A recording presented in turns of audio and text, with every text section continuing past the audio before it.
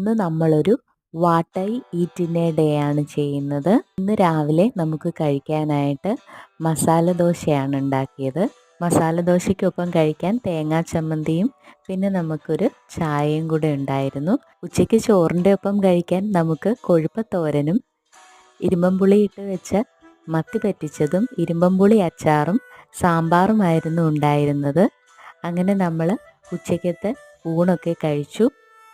വൈകിട്ട് നമ്മൾ പുറത്തേക്ക് പോകുമ്പോൾ സ്ഥിരം ചായ കുടിക്കാറുള്ള കടയിൽ നിന്ന് ഒരു ചായ കുടിച്ചു.